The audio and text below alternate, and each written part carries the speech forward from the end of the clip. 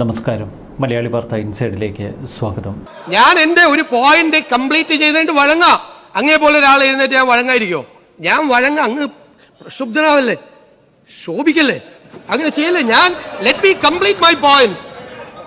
I am on my legs. You don't have any right. No to interrupt. No. പറഞ്ഞല്ലോ ഒരു government നയം പറയല്ലേ, ആ നയം സഭയെ അറിയിക്കല്ലേ. അത് കേൾക്കൂ, വിയോജിപ്പുണ്ടാകാം, അത് വേറെ പ്രശ്നം. പക്ഷേ ഒരു ഗവൺമെന്റ് നയമല്ല പറയുന്നത്, ആ നയം മുഖ്യമന്ത്രിയല്ല വിശദീകരിക്കേണ്ടത്. ആ നയം വിശദീകരിക്കല്ലേ. ഒരു ശാന്തമായിരിക്കൂ. ഇവിടെ നടന്ന 3 ദിവസത്തെ ചർച്ചയ്ക്ക് ശേഷം മുഖ്യമന്ത്രി ഈ ഗവൺമെന്റ് നയം എന്താണ് എന്ന് പ്രഖ്യാപിക്കുകയാണ്. ആ നയത്തോട് വിയോജിപ്പ് കാണും, ഇല്ലെന്ന് ഞാൻ പറയുന്നില്ല. പക്ഷേ അത് അദ്ദേഹത്തിന്റെ പ്രസംഗം കംപ്ലീറ്റ് ചെയ്യാൻ അനുവദിച്ചിട്ടല്ലേ. അതിന് നമ്മൾ ഒബ്സ്ട്രക്ഷൻ ഉണ്ടാക്കിയാൽ അതിന്റെ അർത്ഥം എന്താ? ആ നയം എന്താണെന്ന് അറിയണ്ട എന്നുള്ള നിലയിലാണോ? അതുകൊണ്ട് മുഖ്യമന്ത്രി പറയട്ടെ, ഈ ഗവൺമെന്റ് നയം എന്താണ് എന്ന് അദ്ദേഹം പറയുകയാണ്. അത് ശാന്തമായി കേൾക്കൂ. എന്താ പ്രതിപക്ഷ നേതാവ് എന്തോ പറയാൻ? ഒരു ബഹുമാനപ്പെട്ട മുഖ്യമന്ത്രി പ്രതിപക്ഷത്തെ നേരിടേണ്ടത് ഇങ്ങനെയല്ലോ. യു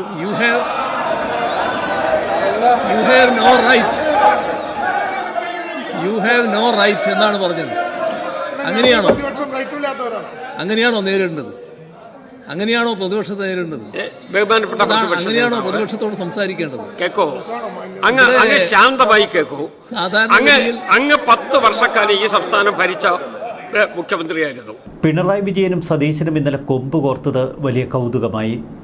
എന്നാൽ ആ കൊമ്പ് കോർക്കലിൽ എത്തിച്ചേർന്ന സംഭവ വികാസങ്ങളാണ് ഇന്ന് ഈ വീഡിയോയിൽ പ്രതിപാദിക്കാൻ ഞാൻ ഉദ്ദേശിക്കുന്നത്. ഒരു വശത്ത് സതീശൻ, മറുവശത്ത് പിണറായി. കൊമ്പ് കോർക്കുക മാത്രമല്ല, പരസ്പരം പരിഹസിച്ചും വെല്ലുവിളിച്ചും രണ്ടുപേരും തകർത്തു. എന്നാൽ പിണറായി വിജയനെ പൂർണ്ണമായി പഞ്ഞിക്കിടുകയായിരുന്നു വി ഡി സതീശൻ. പഴയ സർക്കാരിൻ്റെ ചെയ്തികൾ അക്ഷരാർത്ഥത്തിൽ പിണറായി വിജയനെ തിരിച്ചുകുത്തുന്നു. ബജറ്റ് ചർച്ചയിൽ ശക്തമായ പ്രതിപക്ഷ ആരോപണം. കഴിഞ്ഞ 1-2 ദിവസങ്ങളായി ധനമന്ത്രിയും മുഖ്യമന്ത്രിയുമായ വി ഡി സതീശന് നേരിടേണ്ടി വന്നത് അതിശക്തമായ വിമർശനങ്ങളായിരുന്നു. വിമർശനങ്ങളെ തകർക്കാനുള്ള തൻ്റെ മറുപടി പ്രസംഗം എല്ലാം സതീശൻ കരുതി വച്ചിരുന്നു. ഇന്നലെ ആവതാഴി തുറന്ന് സതീശൻ ഒന്നൊന്നായി അമ്പുകളെടുത്തു. പിന്നീട് നിയമസഭ കണ്ടത് അതിശക്തമായ ഒരു പ്രസംഗം. ആ പ്രസംഗത്തിന് മുന്നിൽ കൂമ്പടഞ്ഞു വീഴുന്ന പ്രതിപക്ഷം. പിണറായി വിജയനും പ്രതിപക്ഷ അംഗങ്ങൾക്കും മിണ്ടാട്ടമില്ല. കുറേ നേരത്തേക്ക് പൂർണ്ണ നിശബ്ദതയായിരുന്നു നിയമസഭയിൽ. എന്തുകൊണ്ടാണ് ഇത്തരമൊരു ബജറ്റ് താൻ അവതരിപ്പിച്ചത് എന്ന് അക്കമിട്ട് കൃത്യതയോടെ സതീശൻ നിരത്തി. കോൺഗ്രസ് എന്ന രാഷ്ട്രീയ പ്രസ്ഥാനത്തിൽ പോലും തനിക്കെതിരെ ഉയർന്ന വിമത ശബ്ദങ്ങളെ അടിച്ചിരുത്തുന്ന ഒരു പ്രസംഗം. മറുവശത്ത് പ്രതിപക്ഷത്തിൻ്റെ മുഴുവൻ വിമർശനങ്ങളെയും ഒരൊറ്റ പ്രസംഗത്തിലൂടെ സതീശൻ തകർത്തെറിഞ്ഞു. സതീശൻ തച്ച് തകർക്കുന്നു എന്ന് മനസ്സിലാക്കിയ പിണറായി വിജയൻ ഒടുവിൽ ക്ഷമകെട്ട് ഒന്നനങ്ങി. ഇതിനിടയിൽ പിണറായി വിജയൻ ചാടിയെഴുന്നേറ്റ് മുഖ്യമന്ത്രിയുടെ പ്രസംഗം തടസ്സപ്പെടുത്താൻ ശ്രമിച്ചു. ഉടൻ തന്നെ സതീശൻ്റെ ഒരു mass dialogue, I am on my legs, you don't have any right to interrupt. പെട്ടെന്ന് തന്നെ പിണറായി വിജയൻ പൊട്ടിത്തെറിച്ചു. You don't have any right എന്നാണ് മുഖ്യമന്ത്രി പറഞ്ഞത്. അതെന്താണെന്ന് തനിക്ക് മനസ്സിലായി. ഇത് അടിയന്തരമായി സ്പീക്കർ ഇടപെടേണ്ട പ്രശ്നമാണ്. അക്ഷരാർത്ഥത്തിൽ പിണറായി വിജയൻ പൊട്ടിത്തെറിച്ചു. കുറേ അധികം വിശദീകരണങ്ങളും ഇപ്പേരിൽ പിണറായി വിജയൻ വിളിച്ചു പറഞ്ഞു. എന്നാൽ സതീശൻ പച്ച മലയാളത്തിൽ വീണ്ടും ഇക്കാര്യമൊന്ന് വിശദീകരിച്ചു. I am on my legs എന്ന് പറഞ്ഞാൽ അത് നിയമസഭാ രേഖകളിൽ തന്നെയുള്ള വാക്കുകൾ തന്നെയാണ്. You don't have any right എന്നല്ല ഞാൻ പറഞ്ഞത്. ഞാൻ പ്രസംഗിക്കുമ്പോൾ you don't have any right to interrupt എന്നാണ് ഞാൻ പറഞ്ഞത്. എൻ്റെ പ്രസംഗത്തിൽ ഇടപെട്ട് തടസ്സപ്പെടുത്തരുത് എന്നാണ് താൻ ഉദ്ദേശിച്ചത്. ഇതിൽ എവിടെയാണ് താൻ അൺപാർലമെൻ്ററിയായി എന്തെങ്കിലും കമൻറ്റ് പറഞ്ഞത് എന്ന സതീശൻ്റെ മറുചോദ്യം. കാര്യങ്ങൾ സതീശന് പൂർണ്ണമായും അനുകൂലമാണ് എന്ന് മനസ്സിലാക്കിയ സ്പീക്കർ തിരുവഞ്ചൂർ രാധാകൃഷ്ണൻ ഇടപെട്ടു. സർക്കാരിൻ്റെ നയം വിശദീകരിക്കുകയല്ലേ വി ഡി സതീശൻ, അദ്ദേഹം ആ നയമങ്ങ് വിശദീകരിക്കട്ടെ. മുൻ സർക്കാരിൻ്റെ കാലത്തെ നയം വിശദീകരിക്കാൻ അത് നിങ്ങൾക്ക് അവസരം കിട്ടിയിരുന്നല്ലോ. 10 വർഷം കേരളം ഭരിച്ച് അന്ന് നിങ്ങൾ എങ്ങനെയാണ് ഭരിക്കുന്നതെന്നൊക്കെ നിയമസഭയിൽ വിശദീകരിച്ചവരല്ലേ. സതീശൻ പ്രസംഗിച്ചത് പാർലമെൻ്ററി വാക്ക് തന്നെയാണ് എന്ന് സ്പീക്കർ കൂടി ശരിവെച്ചതോടെ പിണറായി വിജയൻ ഉത്തരം മുട്ടി. പിന്നീട് അതുമിതും പറഞ്ഞ് പ്രസംഗം തടസ്സപ്പെടുത്താനുള്ള ശ്രമം. അങ്ങേക്ക് താൻ വഴങ്ങാം, താൻ പറയാനുള്ളത് പറയട്ടെ, ഞാൻ എൻ്റെ നയം വ്യക്തമാക്കട്ടെ, ഇതായിരുന്നു സതീശൻ്റെ വാക്കുകൾ. ഇത്തരമൊരു രംഗത്തിൽ എത്തിച്ചേർന്നത് തികച്ചും കൗതുകകരമായ ആ പ്രസംഗ ഭാഗത്തിലൂടെ.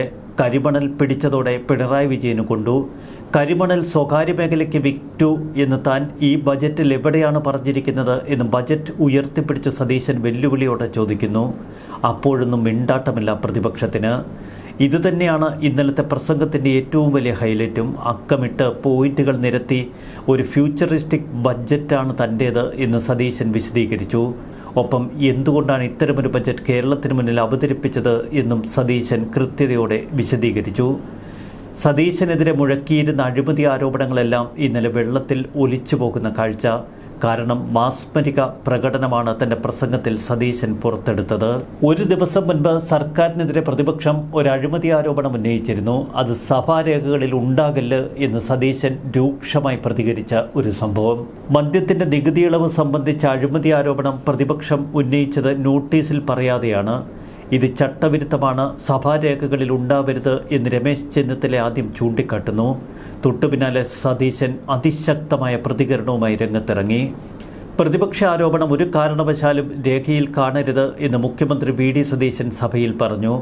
പരിശോധിക്കുമെന്ന് സ്പീക്കർ തിരുവഞ്ചൂർ രാധാകൃഷ്ണന്റെ മറുപടി. സമാനമായ തലത്തിൽ ഇന്നലെ കൂടുതൽ രോക്ഷാകുലനായ മുഖ്യമന്ത്രിയാണ് കേരളം കണ്ടത്. നിയമസഭയെ അക്ഷരാർത്ഥത്തിൽ നിശബ്ദമാക്കിയ സതീശന്റെ പ്രസംഗത്തിന്റെ ഹൈലൈറ്റുകൾ ഇങ്ങനെ. വി.ഡി. സതീശൻ മുഖ്യമന്ത്രിയായി, നയം യു-ടേണായി, കരിമണൽ ഇതാ കംപ്ലീറ്റ് സ്വകാര്യവൽക്കരിക്കാൻ പോവുകയാണ്. ആലപ്പുഴയിൽ പ്രശ്നമാണ്. ആലപ്പുഴയിൽ വാരാൻ കൊടുത്ത ആരാ കരിമണൽ കൊണ്ടുവന്ന്? ആരാ കൊണ്ടുവന്നത് ആ കരിമണൽ? എന്നെ കൊണ്ട് പറയിക്കല്ലേ. ഇതാണ് ഞങ്ങളുടെ നയം. സാർ, ഞങ്ങളുടേത് ഞാൻ പറഞ്ഞല്ലോ, കേരള മോഡൽ എന്ന് പറഞ്ഞ ആരും അഭിരമിക്കണ്ട. ആ കേരള മോഡൽ സ്റ്റാഗ്നന്റ് ആണ്, മന്ദിച്ചിരിക്കുകയാണ്, ഔട്ട്ഡേറ്റഡ് ആയിക്കൊണ്ടിരിക്കുകയാണ്. അതിനെ നവീകരിക്കണം. ഒരു നിയോ കേരള മോഡൽ ഉണ്ടാക്കണം.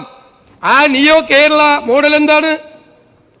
ഉൽപാദനക്ഷമത വർദ്ധിപ്പിക്കണം, പ്രൊഡക്ടിവിറ്റി കൂട്ടണം, നിക്ഷേപം ആകർഷിക്കണം, വ്യവസായ സേവന മേഖലകളെ ശക്തിപ്പെടുത്തണം, തൊഴിലവസരങ്ങൾ സൃഷ്ടിക്കണം, സമ്പദ് വ്യവസ്ഥയിൽ ഉണ്ടാകുന്ന വളർച്ച, കേരളത്തിന്റെ നികുതി വരുമാനം വർദ്ധിപ്പിക്കുകയും അതിൽ പൊതുസേവനം നടത്താക്കുകയും ചെയ്തു. നിങ്ങൾ പിന്നെ സ്ഥിരം കുറെ വാക്കുകളുണ്ട്. നവ ലിബറൽ നയം സ്ഥിരമാണ്. എത്ര കൊല്ലമായി നിങ്ങളിത് പറയാൻ തുടങ്ങിയിട്ട്? ആ മൻമോഹൻ സിംഗ് എക്കണോമിക് റീഫോംസ് അവതരിപ്പിച്ചു. എക്കണോമിക് റീഫോംസ് അവതരിപ്പിച്ചപ്പോൾ കംപ്ലീറ്റ് നവ ലിബറൽ നിയമം. സാർ, എന്താ ചെയ്തത് അദ്ദേഹം? അന്ന് റിസർവ് ബാങ്കിലെ സ്വർണ്ണക്കട്ടി കൊണ്ട് അന്നത്തെ ഗവൺമെന്റ് ലണ്ടനിൽ കൊണ്ട് പണയപ്പെടുത്തി. ഇപ്പൊ കേരള ഗവൺമെന്റ് ആക്കി വെച്ചിരിക്കുന്ന സ്ഥിതിയിലാക്കി വെച്ചിരിക്കുകയായിരുന്നു ഇന്ത്യയുടെ സമ്പദ് വ്യവസ്ഥ. അപ്പൊ എന്താ ചെയ്തത്?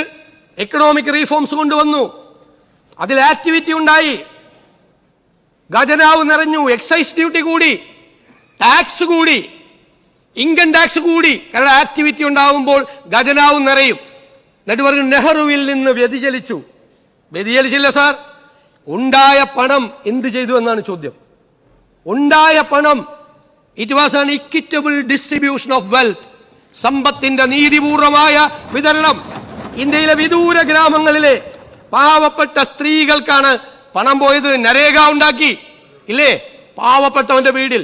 ഇന്ത്യയിലെ കുഗ്രാമങ്ങളിൽ ആശുപത്രികൾ ഉണ്ടാക്കാൻ NRHM കൊണ്ടുവന്നു, റൈറ്റ് ടു എഡ്യൂക്കേഷൻ കൊണ്ടുവന്ന് ഇന്ത്യയിലെ വിവിധ സ്ഥാപനങ്ങളിൽ, വിവിധ വില്ലേജുകളിൽ സ്കൂളുകൾ ഉണ്ടാക്കി, അധ്യാപകരെ നിയമിച്ചു. പണം let me complete.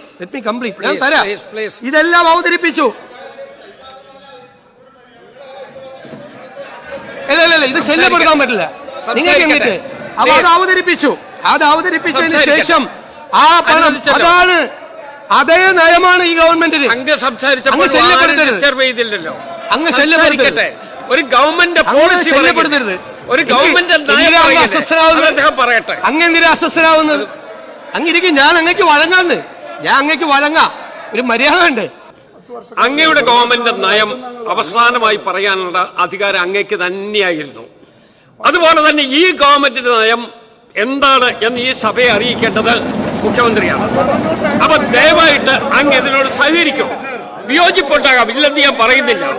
പക്ഷെ വിയോജിപ്പുണ്ടെങ്കിൽ അപ്പപ്പോ നമ്മളൊരു വാഗ്വാദം നടത്തി അതിന്റെ പേരിൽ ഒരു ഡിബേറ്റ് നടത്തി പോകില്ല. അദ്ദേഹം ആ നയം വിശദീകരിക്കട്ടെ. ആ നയത്തോട് എന്ത് കാരണത്താൽ വിയോജിപ്പുണ്ട് എന്ന് പറയാൻ പിന്നീട് സമയമുണ്ടല്ലോ. അതുകൊണ്ട് ദയവായിട്ട് മുഖ്യമന്ത്രി ആ നയം എന്താണ് എന്ന് വിശദീകരിക്കുന്നതിന് വേണ്ടി അദ്ദേഹത്തിന്റെ ഒരു അവകാശം നമ്മൾ തടയുന്നില്ല. നയം വിശദമാക്കുന്നതിനൊന്നും ഞങ്ങൾ വിശദീകരിക്കട്ടെ. സർ നയം വിശദമാക്കുന്നതിനൊന്നും ഞങ്ങളെതിരല്ല. ഏത് ഗവൺമെന്റും ആ ഗവൺമെന്റ് നയം വിശദമാക്കണമല്ലോ. അത് മുഖ്യമന്ത്രി തന്നെയാണല്ലോ സംസാരിക്കേണ്ടത്. അതിനെയൊന്നും ഞങ്ങൾ തടസ്സപ്പെടുന്നില്ല. ഇവിടെ അദ്ദേഹം കേരളം എത്തിച്ചേർന്ന ഒരു സ്ഥിതിയെ വിശേഷത്തെ പറ്റി പറഞ്ഞു. അതാണ് ബഹുമാനപ്പെട്ട ബാലഗോപാൽ ചോദ്യം ചെയ്തത്. അത് CAG റിപ്പോർട്ടിന്റെ അടിസ്ഥാനത്തിൽ ചോദ്യം ചെയ്യാനാണ് ശ്രമിച്ചത്. അത് പറയാനാണ് അദ്ദേഹം നോക്കിയത്. ആ കാര്യത്തിൽ അദ്ദേഹം വഴങ്ങാന്ന് പറഞ്ഞിട്ട് പിന്നെ പറഞ്ഞത് യു ഹാവ് നോ റൈറ്റ് എന്നാണ്. അങ്ങനെയാണ് ഒരു സമീപനം സ്വീകരിക്കേണ്ടത്. അതാണ് പ്രശ്നം. അദ്ദേഹം പറഞ്ഞത് ഞാൻ വെർബാറ്റം ഞാൻ പറയാം. You don't have any right to interrupt എന്നേ പറഞ്ഞുള്ളൂ. ഇന്ററപ്റ്റ് ചെയ്യാൻ കേക്കോ അദ്ദേഹത്തിന് 90 മിനിറ്റ് ആ ഗവൺമെന്റിനുള്ള ആ 90 മിനിറ്റിനകത്ത് നിന്ന് അദ്ദേഹം സംസാരിക്കാണ്. You have no right to interrupt എന്ന് പറഞ്ഞാൽ നമ്മൾ ഇന്ററപ്റ്റ് ചെയ്യുന്നതിന് അവകാശമില്ല എന്നല്ലേ പറഞ്ഞത്. അതുകൊണ്ട് ദയവായിട്ട് അത് കേൾക്കൂ. മുഖ്യമന്ത്രി, ബഹുമാനപ്പെട്ട മുഖ്യമന്ത്രി തുടരും. സാർ, ഞാൻ വളരെ കൃത്യമായിട്ട് അദ്ദേഹം എഴുന്നേറ്റപ്പോൾ തന്നെ അദ്ദേഹത്തിന് വഴങ്ങാം. Let me complete my point എന്ന് പറഞ്ഞു. ഞാൻ മുഖ്യമന്ത്രി ആയി അങ്ങ് ഇവിടെ ഇരിക്കുന്ന സമയത്ത് ഞാൻ എഴുന്നേൽക്കുമ്പോൾ അങ്ങോട്ട് പറയാറുണ്ട് വഴങ്ങാം എന്ന് പറയുമ്പോൾ ഇദ്ദേഹം അങ്ങയുടെ അടുത്തിരിക്കുന്ന ഈ അംഗം ബഹളം ഉണ്ടാക്കിയതുപോലെ ഞാൻ എന്തെങ്കിലും ബഹളം ഉണ്ടാക്കിയിട്ടുണ്ടോ? അപ്പൊ ഞാനിരിക്കും. അപ്പൊ അങ്ങ് ഇരുന്ന് തരും, അങ്ങ് എനിക്ക് വഴങ്ങി ഞാൻ എപ്പോഴെല്ലാം എഴുന്നേറ്റിട്ടുണ്ട് പ്രതിപക്ഷ നേതാവായി അന്നെല്ലാം മുഖ്യമന്ത്രിയായിരുന്നു അങ്ങ് വഴങ്ങി തന്നിട്ടുണ്ട്. ഞാൻ വഴങ്ങാന്ന് പറഞ്ഞു. പക്ഷെ അദ്ദേഹം എന്താ ചെയ്തത്? അദ്ദേഹം നിരന്തരമായി ഞാൻ പ്രസംഗിക്കുമ്പോൾ എന്റെ പോയിന്റ് കംപ്ലീറ്റ് ചെയ്യാതിരിക്കാൻ വേണ്ടി ബഹളം ഉണ്ടാക്കി. അങ്ങേ പോലെ ഒരാൾക്ക് യോജിച്ചല്ല. I am on my legs എന്ന് പറഞ്ഞാൽ അതൊരു പാർലമെന്ററി വേർഡാണ്. ആ പാർലമെന്ററി വേർഡാണ്. നിങ്ങൾ പരിശോധിച്ചാൽ മതി. പഴയ പാർലമെന്റ് അംഗങ്ങളും നിയമസഭാ അംഗങ്ങളും ഒക്കെ പ്രസംഗിച്ചത് എനിക്ക് വായിച്ചു നോക്കിയാൽ അറിയാം. സാർ ഇതിന്റെ അകത്തെ പോയിന്റ്, ഞങ്ങളൊരു പുതിയ ഇക്കണോമിക് മോഡൽ ഉണ്ടാക്കിയ അത് സ്വകാര്യ പങ്കാളിത്തത്തോടു കൂടിയാണ് ചെയ്യാൻ പറ്റുന്നത്. സ്വകാര്യ നിക്ഷേപം കേരളത്തിൽ ഉണ്ടാകണം. പറ്റാവുന്ന എല്ലാ മേഖലകളിലും സ്വകാര്യ നിക്ഷേപം ഉണ്ടാകണം. പറ്റാത്തടുത്ത് ഉണ്ടാവില്ല. പറ്റാവുന്നിടത്ത് എല്ലായിടത്തും ഉണ്ടാവണം. ഇൻവെസ്റ്റ്മെന്റ് പ്രോത്സാഹിപ്പിക്കണം. നിങ്ങൾ എന്തിനാണ് ഇൻവെസ്റ്റ്മെന്റ് കോൺക്ലേവ് നടത്തിയത്? 500 കോടി രൂപയിൽ കൂടുതൽ കൊണ്ടുവരുന്ന ആളുകളെ പൊന്നാട അണിയിച്ചത് എറണാകുളത്ത് വെച്ചിട്ട് ഞാനുണ്ടായിരുന്നല്ലോ. ഞാൻ ആ വേദിയിൽ വന്നിട്ട് ഇൻവെസ്റ്റ്മെന്റിനെ ആകർഷിക്കാനുള്ള ഈ കഴിഞ്ഞ ഗവൺമെന്റിന്റെ മുഴുവൻ നടപടികളെയും പൂർണ്ണമായ പിന്തുണ കൊടുത്ത ആദ്യത്തെ പ്രതിപക്ഷ നേതാവായ പൂർണ്ണമായ പിന്തുണ മുഴുവൻ അദ്ദേഹം ഉണ്ടായിരുന്നു. പഴയ വ്യവസായ മന്ത്രി അന്ന് വന്നപ്പോ അത് ഞങ്ങൾ വന്ന് പൂർണ്ണമായ പിന്തുണ കൊടുത്തു. കാരണം ഇൻവെസ്റ്റ്മെന്റ് വരണം. ഞങ്ങൾ പറഞ്ഞു മെസ്സേജ്, ഇവിടെ ഒരു പ്രശ്നമില്ല, ഒരു ട്രേഡ് യൂണിയൻ പ്രശ്നമില്ല, ട്രേഡ് യൂണിയൻ മിലിറ്റൻസി മാറിക്കൊണ്ടിരിക്കുകയാണ്, ഭയപ്പെടണ്ട എന്ന് മുഖ്യമന്ത്രി പറഞ്ഞതുപോലെ പ്രതിപക്ഷ നേതാവും കൂടി ആ മീറ്റിംഗിൽ വന്ന് പറഞ്ഞു. നിങ്ങൾ കേരളത്തിൽ നിക്ഷേപിച്ചോ? ഒരിക്കലും പറഞ്ഞിട്ടില്ല ഒരു കാലത്തും. കാരണം ഇവിടെ ഉണ്ടാകണം, കേരളം നശിക്കരുത്. അപ്പൊ ഇക്കണോമിക് മോഡൽ ഉണ്ടാവും. ആ ഇക്കണോമിക് മോഡൽ എന്ന് പറഞ്ഞാൽ ഞങ്ങൾ ഏറ്റവും കൂടുതൽ ആഗ്രഹിക്കുന്നത് പ്രവാസികളുടെ ഇൻവോൾവ്മെന്റ് കൂടിയാണ്. സാർ, അവർക്കൊരു പങ്കാളിത്തം വേണ്ടേ? നമ്മുടെ ഇക്കോണമിയുടെ ബാക്ക് ബോൺ നമ്മൾ എപ്പോഴും പറയും അത് റെമിറ്റൻസ് ആണ്. എന്നിട്ട് എന്താ ഗുണം? സ്റ്റേറ്റിന് ഗുണം കിട്ടുന്നുണ്ടോ? ഇല്ല. ഇവിടെ ആക്ടിവിറ്റി ഉണ്ടാകുന്നുണ്ടോ? സർ, അവരയക്കുന്ന ആ റെമിറ്റൻസ് ഇക്കോണമിയെ ഒരു ഇൻവെസ്റ്റ്മെന്റ് ഇക്കോണമിയാക്കി മാറ്റണം. പ്രവാസികളെ കുറിച്ച് ഒന്നും പറഞ്ഞില്ല എന്ന് പറയുന്നത് ഈ ബജറ്റിലെ ഏറ്റവും സുപ്രധാനമായ വാക്കതാണ്. റെമിറ്റൻസ് ഇക്കോണമിയിൽ നിന്ന് ഇൻവെസ്റ്റ്മെന്റ് എക്കോണമിയിലേക്ക് പോകും. സാർ, വൻകിടക്കാരൊക്കെ വന്ന് കുറച്ച് ഇൻവെസ്റ്റ് ചെയ്യുന്നുണ്ട്. അതുപോലെ സാർ, ഇടത്തരക്കാർ, സാധാരണക്കാർ നമ്മുടെ പദ്ധതികളിൽ ഇൻവെസ്റ്റ് ചെയ്യണം. ഇപ്പൊ ഗവൺമെന്റ് ഒരു മോഡൽ, ഗവൺമെന്റ് ലാൻഡ് കൊടുക്കും. ലാൻഡാണ് ഗവൺമെന്റിന്റെ ഇക്വിറ്റി. ബാക്കി പണം അങ്ങനെ സമാഹരിക്കണം. സാർ, ഒരു 25,000 രൂപ മുതൽ അവർ 5 ലക്ഷം രൂപ വരെ ഷെയർ ആയിട്ട് അവരതിൽ ഇൻവെസ്റ്റ് ചെയ്യട്ടെ. സാധാരണക്കാർ, ഇടത്തരക്കാർ ചെയ്യട്ടെ. 25,000 രൂപ ഇൻവെസ്റ്റ് ചെയ്യുന്ന ഒരാൾക്ക് അയാൾ പണി നിർത്തി ഇവിടെ വരുമ്പോൾ അതിന്റെ 10 ഇരട്ടിയായി അതിന്റെ വാല്യൂ കിട്ടും. 5 ലക്ഷം രൂപ ഇൻവെസ്റ്റ് ചെയ്യുന്ന ആൾക്ക് അയാൾ റിട്ടയർ ചെയ്ത് ഇവിടെ വരുമ്പോൾ ആ ഷെയറിന്റെ വാല്യൂ കൂടും. കെ കരുണാകരൻ ഉണ്ടാക്കിയ സിയാൽ മോഡൽ എന്തെല്ലാം വിമർശനങ്ങളാണ് സാർ ഉണ്ടായത്? എന്താ ഉണ്ടായത്? ഇന്ന് ആ ഷെയറിന്റെ വാല്യൂ എത്രയാണ്? സിയാലിന്റെ വാല്യൂ, ഷെയറിന്റെ വാല്യൂ എത്രയാണ്? അതിൽ നിക്ഷേപിച്ച ആളുകൾക്ക്. അതിൽ കുറെ ഉന്നതരായ ആളുകളാണ്, അവർ മാത്രം പോരാ സാർ. സാധാരണക്കാരായ പ്രവാസികളെ നിക്ഷേപകരാക്കി കേരളത്തിന്റെ സാമ്പത്തിക വികസനത്തിൽ പങ്കാളികളാക്കി മാറ്റണം സാർ. ഞങ്ങൾക്കതെല്ലാം പ്ലാൻ ഉണ്ട്, ഞങ്ങളതെല്ലാം കൃത്യമായി തീരുമാനിച്ചിട്ടുണ്ട്. Industrial infrastructure, renewable energy, logistics and warehousing, solid waste management, elderly assisted living facilities, global capability centres, ഈ കാര്യങ്ങളിലെല്ലാം ഞങ്ങൾ എംപ്ലോയബിൾ ആയിട്ടുള്ള ഇൻകം ജനറേറ്റിംഗ് ആയിട്ടുള്ള പ്രോജക്റ്റുകൾ, അവർ നിക്ഷേപിക്കുന്ന പണം നഷ്ടപ്പെടില്ല എന്ന് ഉറപ്പുവരുത്തുന്ന പദ്ധതികളിൽ എത്ര പണം വരും സാർ? പണം വരണ്ടേ? അവർ ഇടത്തെ നമ്മുടെ സാധാരണക്കാരായ പ്രവാസികൾ തിരിച്ചിവിടെ വന്നാൽ ഒന്നുമില്ലാതെ കഷ്ടപ്പെടുന്നവരെ ഈ സംസ്ഥാനത്തിന്റെ സാമ്പത്തിക വികസനത്തിൽ പങ്കാളികളാക്കുകയും അവരെ ചേർത്ത് നിർത്തുകയും അവരുടെ ജീവിതം സുരക്ഷിതമാക്കുകയും ചെയ്യുന്ന പദ്ധതികളാണ് സാർ ഞങ്ങൾക്കുള്ളത്. സാർ, ഈ ഗവൺമെന്റ് AI ഒക്കെ പറഞ്ഞു, AI ഉപയോഗിച്ചിട്ടാണ് ഇത് തയ്യാറാക്കിയത്. അതിനുപയോഗിക്കേണ്ടി വന്നില്ല വൈറ്റ് പേപ്പർ. പക്ഷേ AI, ആർട്ടിഫിഷ്യൽ ഇന്റലിജൻസ് ഈ സർക്കാർ ഉപയോഗിക്കും സാർ. ഞങ്ങളുടേത് ഡാറ്റ ഡ്രിവൻ ഗവേണൻസ് ആയിരിക്കും. കംപ്ലീറ്റ് മുഖ്യമന്ത്രിയുടെ ഓഫീസിൽ, മന്ത്രിമാരുടെ ഓഫീസിൽ മുഴുവൻ ഓരോ കാര്യത്തിലും നടക്കുന്നത് എന്താണ് എന്ന് അവിടെ അറിയാൻ പറ്റും സാർ. ഒരു വില്ലേജ് ഓഫീസിലെ കളക്ഷൻ അറിയാൻ പറ്റും, മുഖ്യമന്ത്രിയുടെ ഓഫീസിൽ, റവന്യൂ മന്ത്രിയുടെ ഓഫീസിൽ GSTയുടെ കളക്ഷൻ അറിയാൻ പറ്റും. ഒരു ഇൻവെസ്റ്റർ വന്നാൽ ഞങ്ങൾ ഇൻവെസ്റ്റ്മെന്റ് കൗൺസിൽ ഉണ്ടാക്കിയിട്ടുണ്ട്. ഞാൻ ചെയർമാനും വ്യവസായ മന്ത്രി ഡെപ്യൂട്ടി ചെയർമാനും. സാർ, ഒരു നിക്ഷേപകൻ വന്നാൽ ഞങ്ങൾ അയാളോടൊരു ഗോ ഹെഡ് പറഞ്ഞാൽ 1 മാസത്തിനകം എല്ലാ ക്ലിയറൻസും നൽകുമെന്ന് പറഞ്ഞാൽ അയാളെ യാത്രയാക്കിയിട്ട് 6 മാസം കഴിയുമ്പോൾ അയാൾ അന്വേഷിക്കുന്ന പരിപാടിയല്ല. ഞങ്ങൾ ഓരോ ദിവസവും വാച്ച് ചെയ്യും. അയാൾക്ക് GST ക്ലിയറൻസ് കിട്ടിയോ, പൊല്യൂഷൻ കൺട്രോൾ ബോർഡിന്റെ ക്ലിയറൻസ് കിട്ടിയോ, LSED ക്ലിയറൻസ് കിട്ടിയോ, എന്താണ് തടസ്സം എന്ന് ഞങ്ങൾ വാച്ച് ചെയ്യും സാർ. ഞങ്ങളുടെ ഓഫീസിലിരുന്ന് ഒരു നിക്ഷേപകനും സങ്കടമായി നിരാശരായി ഈ കേരളത്തിൽ നിന്ന് തിരിച്ചു പോകേണ്ടി വരില്ല.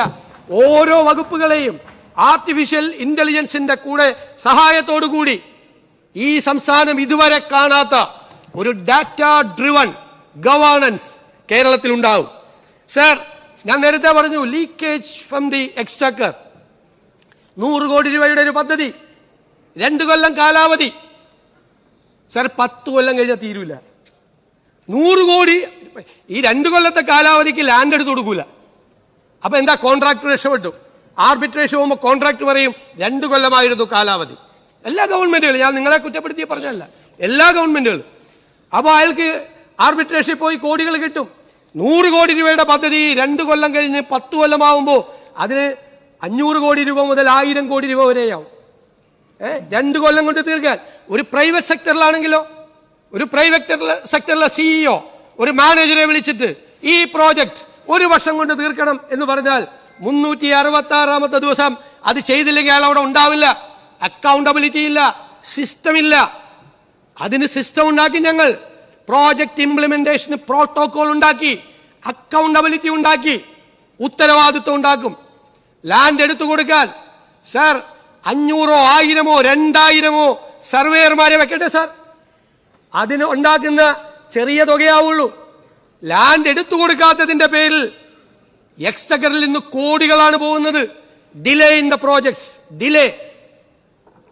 എനിക്ക് 25 വർഷമായി, ഞാൻ പറഞ്ഞല്ലോ, MLA എന്നുള്ള അനുഭവമാണ്. സങ്കടം വരും സർ. ഞാൻ പണ്ട് ആദ്യം MLA ആവുമ്പോൾ കൊച്ചിയിൽ 36 കോടി രൂപയുടെ ഒരു കുടിവെള്ള പദ്ധതി 98 തുടങ്ങിയതാണ്. 3 കൊല്ലം കൊണ്ട് തീരേണ്ടതാണ്. 2010 തീർന്നത്. 12 വർഷം കഴിഞ്ഞ് 36 കോടി രൂപയുടെ പദ്ധതി തീർന്നത് 172 കോടി രൂപയ്ക്കാ. ആരുടെ പണമാണ് സാർ? ആരുടെ പണമാണ്?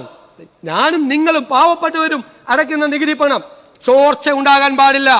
അതിന് പ്രോജക്റ്റ് ഇംപ്ലിമെന്റേഷന് ഒരു പ്രോട്ടോകോൾ ഉണ്ടാകും എന്ന കാര്യത്തിൽ സംശയമില്ല സാർ. ഒരു നയാ പൈസയുടെ നികുതി ഭാരം ജനങ്ങളുടെ മേൽ അടിച്ചേൽപ്പിക്കാതെയാണ് ആത്മവിശ്വാസത്തോടുകൂടി ഈ ഗവൺമെന്റ് പോകുന്നത്. GST അടക്കമുള്ള വകുപ്പുകളെ ഞങ്ങൾ ആധുനികവൽക്കരിക്കും, റീസ്ട്രക്ചർ ചെയ്യും. ടാക്സ് അഡ്മിനിസ്ട്രേഷൻ ഞങ്ങൾ ടാക്സ് ഡ്രൈവ് നടത്തും, ചോർച്ച തടയും. ഒരുപാട് സാധനം കേരളത്തിൽ നിന്ന് പുറത്തു വന്ന് വിൽക്കുകയാണ് സാർ. വിൽക്കുന്നത് കൊണ്ട് എന്താ കുഴപ്പം? സംസ്ഥാനത്തിന്റെ വരുമാനം ചോരുകയാണ്. ജെനുവിൻ ടാക്സ് പെയർ ഒരു കട പൂട്ടി പോവുകയാണ്. ടൈല് കൊണ്ടുവന്ന് പുറത്തുനിന്ന് വിൽക്കാണ് കർണാടകത്തിൽ നിന്ന്. ടൈല് കൊണ്ടുവന്ന് വിൽക്കുമ്പോൾ B2Bയും B2Cയും ബിസിനസ് ടു കസ്റ്റമറും കൊണ്ടുവന്ന് വിൽക്കുമ്പോൾ ഗവൺമെന്റിന്റെ നികുതി ചോർച്ചയല്ല, ഗവൺമെന്റിന് സ്ഥിരമായി നികുതി അടയ്ക്കുന്ന നിരവധി കടകൾ പൂട്ടിപ്പോവുകയാണ്. അതിന്റെ വിക്ടിം എന്ന് പറയുന്നത് ഗവൺമെന്റ് ആണ്. അതൊന്നും ഈ ഗവൺമെന്റ് ഒരു കാരണവശാലും സമ്മതിക്കില്ല. സാർ ഇവിടെ ചില കാര്യങ്ങൾ പറഞ്ഞു. SC/ST അലോക്കേഷൻ കുറവാണെന്ന് പറഞ്ഞു. സാർ കുറവുണ്ടായി. നേരത്തെ പറഞ്ഞല്ലോ 35,000 കോടി രൂപയുടെ പ്ലാൻ വെച്ചിട്ട് 20,000 അദ്ദേഹം പറഞ്ഞു, സമ്മതിച്ചു. 20,500 കോടി ഇല്ല. 14,000 ചില്ലാൻ കോടി റവന്യൂ ഡെഫിസിറ്റ് ഗ്രാൻഡും ഇല്ല. പിന്നെ 2.8% അദ്ദേഹത്തിന് എവിടെ നിന്ന് കിട്ടിയെന്ന് എനിക്കറിയില്ല. ഈ 16ാം ധനകാര്യ കമ്മീഷൻ തന്നേക്കും. 2.32 കിട്ടിയില്ല. അപ്പുറം 5,000 കോടി പോയി, വേറെ 600 കോടി ഗ്രാൻഡ് പോയി. 35,000 കോടി രൂപയുടെ പ്ലാൻ നടപ്പാക്കാൻ വന്ന ഞങ്ങൾ വന്നപ്പോൾ 20,500 കോടി ഇല്ല.